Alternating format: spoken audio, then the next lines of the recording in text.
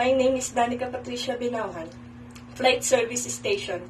A flight service station is an air traffic facility that provides information and services to aircraft pilots before, during, and after flights.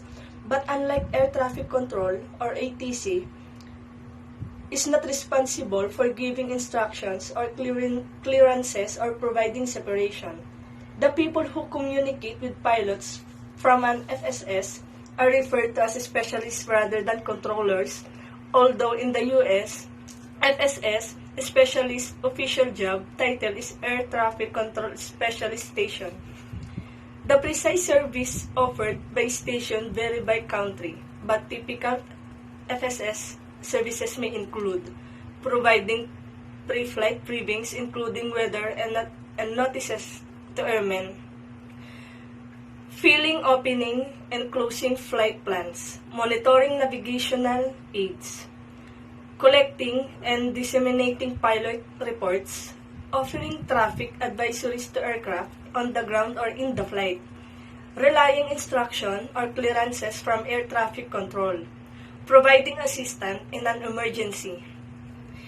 In many countries, flight services stations also operate at mandatory frequency airports to help coordinate traffic in the absence of air traffic controllers and may take over a controller tower frequency at a controlled airport when the tower is closed.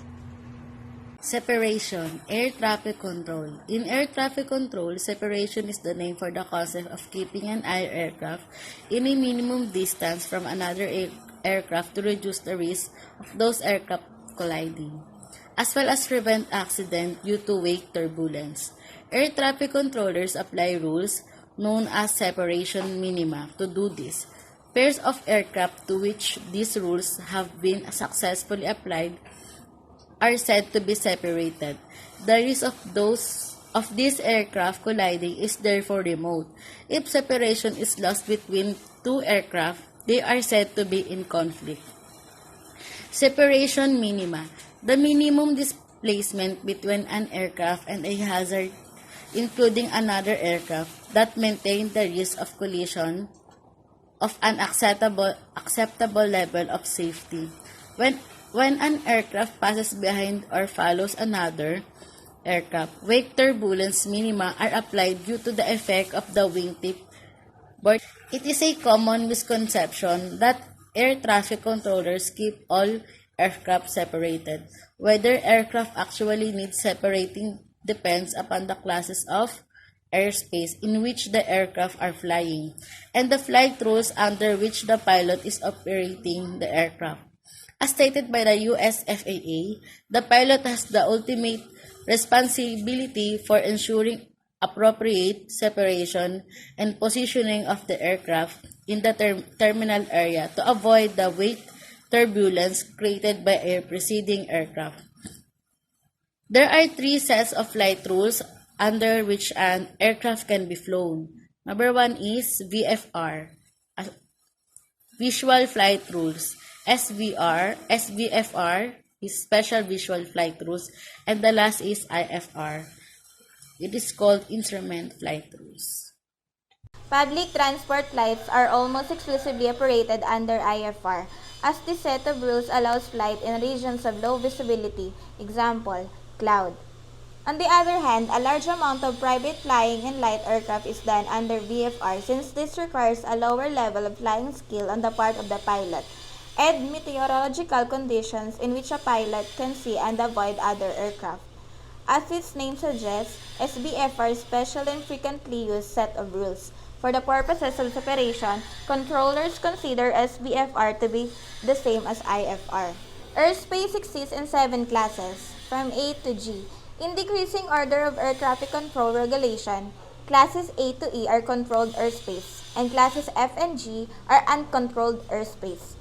At one end of the scale in classes A and B airspace, all aircraft must be separated from each other. At the other end of the scale in Class G airspace, there is no requirement for any aircraft to be separated from each other. In the intermediate classes, some aircraft are separated from each other depending on the flight rules under which the aircraft are operating.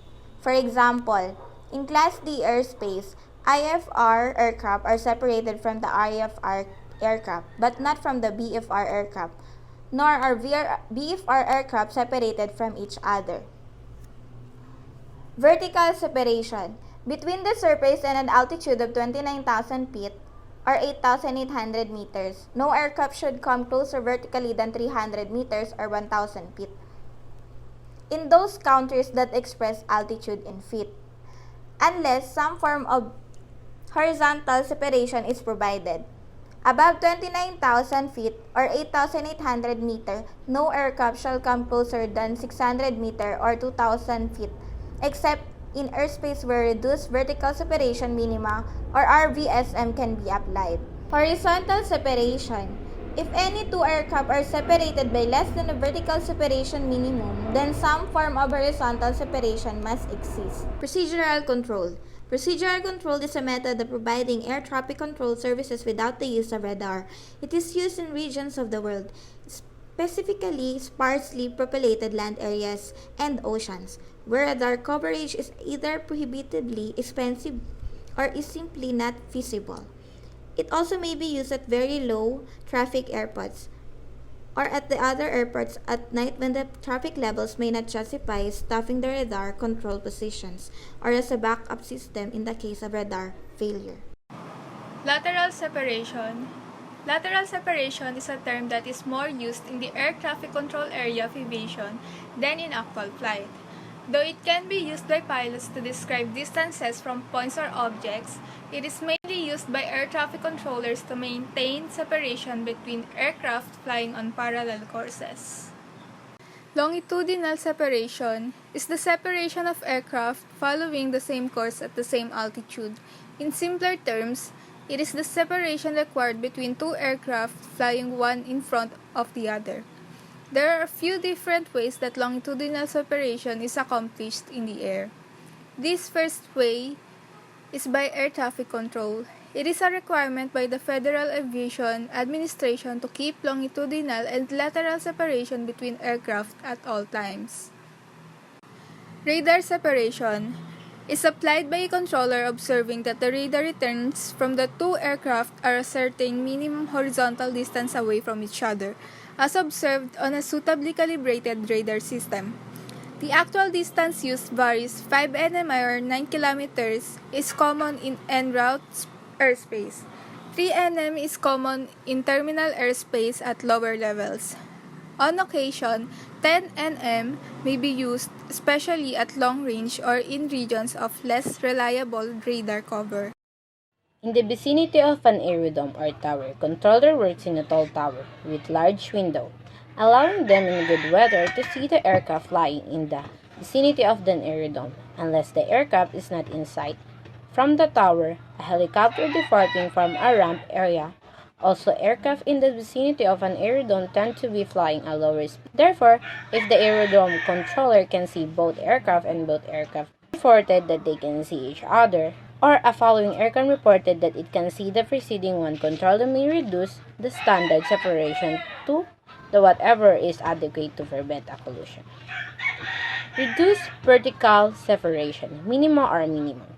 RVSM is an aviation term used to describe the reduction of the standard vertical separation required between aircraft flying at level between 29,000 feet and FL 410, 41,000 feet from 2,000 feet, 1,000 feet, or between 8,800 meters and 12,500 meters from 600 meters to 30,000 meters. This therefore is increase the number of aircraft that can safely fly in particular volume of air. Historical standard vertical separation was 1,000 feet from the surface, FL 290, 2,000 feet from FL 290 to FL 410, and 4,000 feet above this. This was because the accuracy of the pressure altimeter used to determine altitude decreased with height. RVSM airspace encompass Europe, North America, parts of Asia and Africa, and both the Pacific and Atlantic Ocean national authorities laid down vertical and horizontal separation standard to facilitate the safe navigation of aircraft. Controlled airspace. Observance of this standard ensures safe separation from grounds from other aircraft and from protected airspace. Separation standard may sometimes serve to reduce exposure to wake, vortex, turbulence, although there are many occurrences of separation much greater than prevailing minimum separation. Conflicts. A conflict is an event in which two or more aircraft experiences a loss of minimum separation. This does not in itself suggest that the aircraft are at any risk of collision. However, the separation minima are set for risk mitigation, and therefore it is essential to a controller's job to prevent this situation from occurring. A conflict occurs when the distance between aircraft in flight violates a defining criterion, usually considered as a 5 nautical miles, 9 km of horizontal and or 1,000 feet of vertical separation. These distances define an aircraft's protected zone, a volume of airspace surrounding the aircraft which should not be infringed upon by any another aircraft. Local conflict. A local conflict occurs if two or more aircraft pass a certain given point. In nearly all cases, a certain town. A local conflict occurs if at least one of the following conditions is met. The distance in time is 4 minutes or less. The distance in space is 30 flight units or less. Opposite conflict. An opposite conflict occurs if two aircraft are flying towards each other from opposing directions. Looking at the information on the flight progress strips, a controller can detect an opposite conflict by checking if one aircraft is flying from City A to City B and another from City B to City A, if comparisons of the temporal distance of the first plane over City A with that of the second plane over City B, and that of the second plane over City A with the first plane over City B lead to a separation of 4 minutes or less at any time during their flights, or if comparisons of the topical altitude of the first plane over City A with that of the second plane over City B, and then the altitude of the second plane over City A with that of the first plane over City B give a separation of 30 flight units or less at any time during their flights.